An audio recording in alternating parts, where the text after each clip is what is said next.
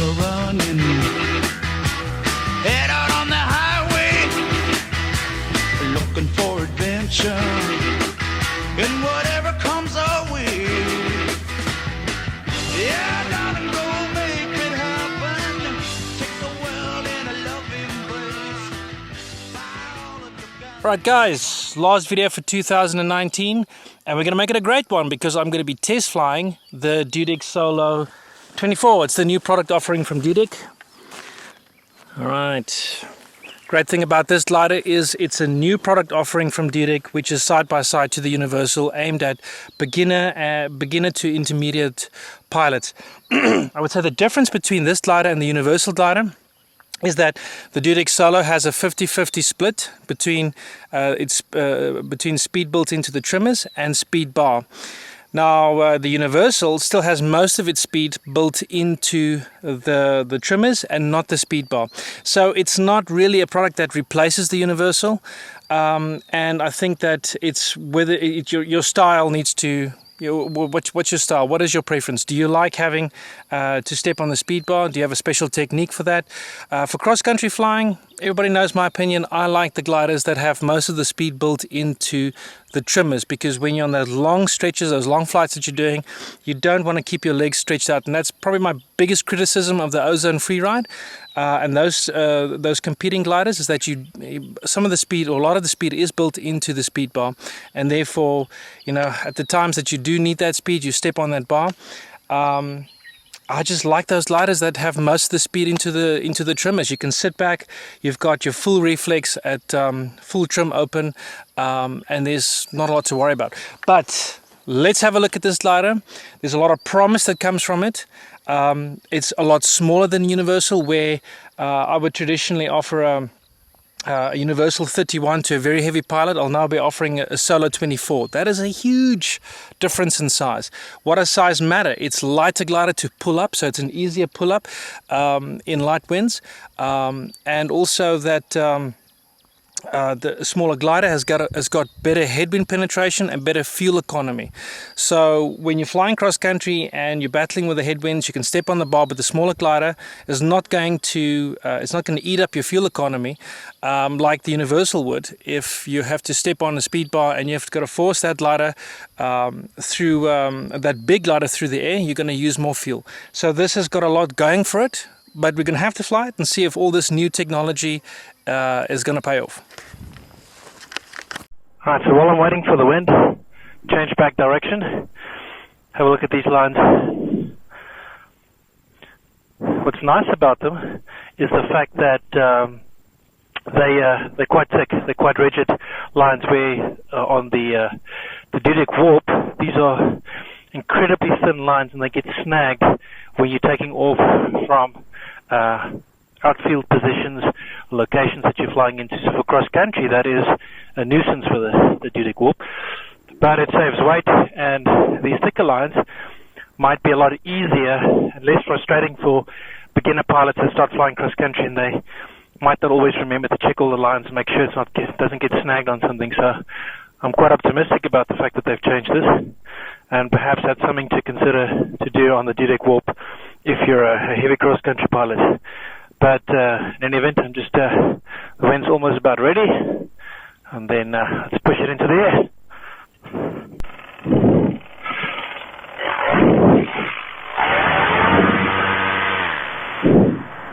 Definitely a new riser system. Here we go. See if it comes up. Whoa, that's easy. Damn, that's easy. No way. That's way too easy. What? Alright, so if you're used to a Dudek Warp, this is a joke. Damn, I've never had such an easy takeoff in my life. Trim slows? Hang on. Very slow takeoff, very slow. I would say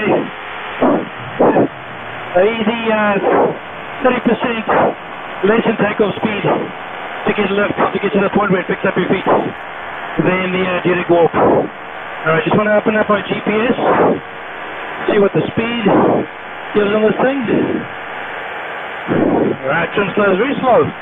Gotta say, it feels like right now it feels like I'm driving a bus. Don't know what the handling's like. There seems to be some form of airline assist. But have a look at this. At your main A, it's almost like a B, but it's not a B. I don't know what it is. I'm gonna have to check on the manual. Alright. We've got 28 knots. Can't be taken through 28 knots, let's see. Alright, I don't see, there's no 2D steering. It's very much like the Universal for now. Alright. I have to get an average speed. It says 20 knots right now, but yeah, okay. I am going to take it through spaces, a couple of turns, see what the handling's like. Alright, here we go. Doing a left turn. Yeah, I see I go. Wow,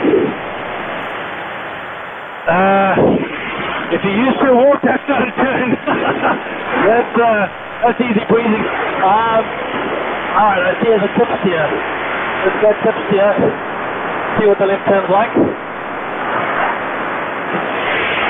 Woo! That's much better. There we go, baby. Oh, very nice. See? Very light. So the tip steering is a very light turn. Probably a good idea is you grab the tip steering and the main brake together. Do something like that. Let's see what the left turn is like then. Just gonna get some altitude on really low. Don't want to enjoy the Impalas getting grass. Let's see your left turn. Tip steer and main throttle. Yeah, that's good. That's very good. Wow. Alright, so I would compare that to the report A, where you had to use the tip steer to get some traction. Maybe I can try and figure something out to combine the tip steer with the main throttle as a single steer. I don't know, just because I like being aerobatic. But here's the conclusion I'll give you on the steering. If you use the Universal, very much the same as the Universal, so the steer about a small glider being too agile for a beginner pilot, not at all with this glider. I would say humbling turns, very humbling turns. Look at that. Look at that. Man, I'm sinking into this brake and I'm not doing any hard turns at all.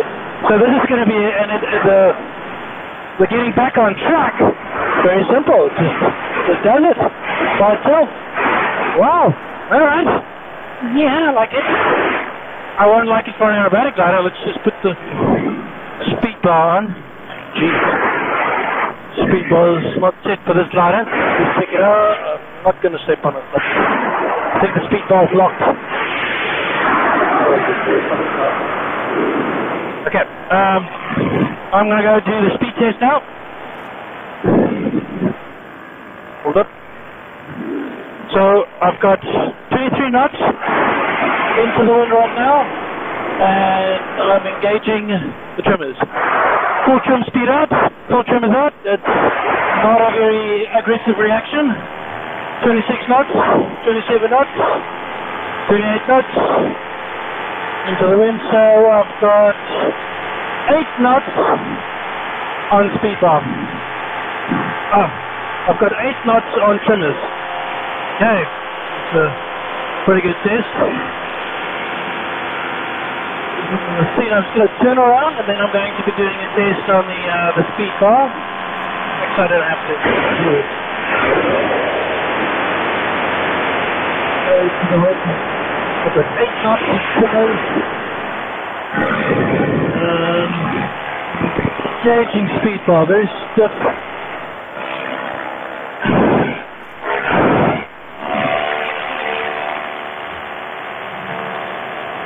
See.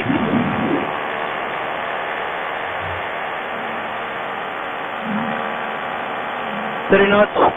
That's 2 knots into the speed bar. That's like the Universal. Alright. I think I'm going to have to set the speed bar to be a lot more aggressive. The speed bar is definitely going to have to be set to be a lot tighter than I'm given. It's currently set to my Dudek warp. That's to get more speed out of it. But as for now, I've got a 30 knot speed with the Solo-24. 30 knots is not bad. Into the wind? Alright. Yeah. Okay. Probably get more of a go down there, but I don't see a difference now. It's like the wind. On the side down from peak at altitude. Get the same speed up and down. Okay. Okay. Let's see what the turning is like. Trim's open. A lot better. Alright, so you've got more aggressive turning trim's open. That's good, because if you're a beginner pilot, you don't want aggressive steering with takeoffs or with trim slows. So you got aggressive steering, or you got, I would say, a bit more agile steering than you would have with the Dudek Universal with trims open. But when it comes to trim slows, it's like a safety mechanism, very much like the Dudek Report A, where the speed is, or the agility of the turning ratio is eliminated. Okay, I'm going to turn up the trimmers and do a landing. Going to put it on 3. That's 6. 6. Yeah, gotta be 6. I'm going to put it on 6 for landing. I'm just doing that because I'm used to a lot more speed. I don't like parachutal stalls on landing. I don't like coming in too slow. So what I'm going to do is I'm going to wrap the brake. Oh, very nice to wrap these brakes because it's not too deep. Grab hold of it. Make sure I've got throttle. And nice conditions. Like it with landing speed 23 knots, 24 knots.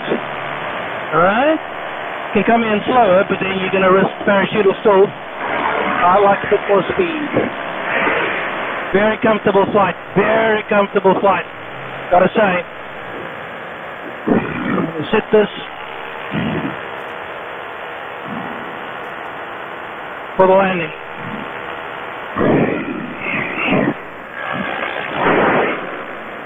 Let's see how she does on the landing. Bring it in nice and easy, not used to this ladder. You don't have sharp turns, so it means a longer approach. Very nice. Very nice. Very nice smooth turning. No agility you got to compensate for. Now run it in with the motor on, just so that I've got a guarantee of power. And I'm going to cut the engine. Alright guys, so in conclusion, I really like what I'm seeing from the Dudek Solo. It's small, so it comes up easy. It doesn't overshoot. The takeoff is at least 20 to 25, maybe even 30% easier than a Dudek Universal. If I took 10 feet for a takeoff today, that was a lot. But the glider was a bit bigger than I would normally fly. Top speed was really good into the wind. I got about 30 knots out of it.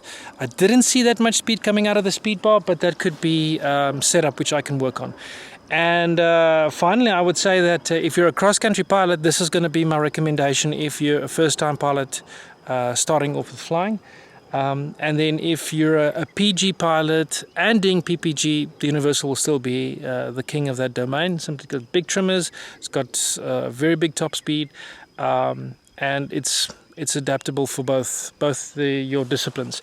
All right, guys. So that was the last video for 2019, and I'll be seeing you in 2020. I'm going to be rolling out some new videos about more general topics, and I think it's going to be really good in the sense that I'm going to teach you guys how to fly or take off in any direction, any wind direction with the new technology gliders, and also be focusing on some cross-country tips for the guys that want to do the long-range flying.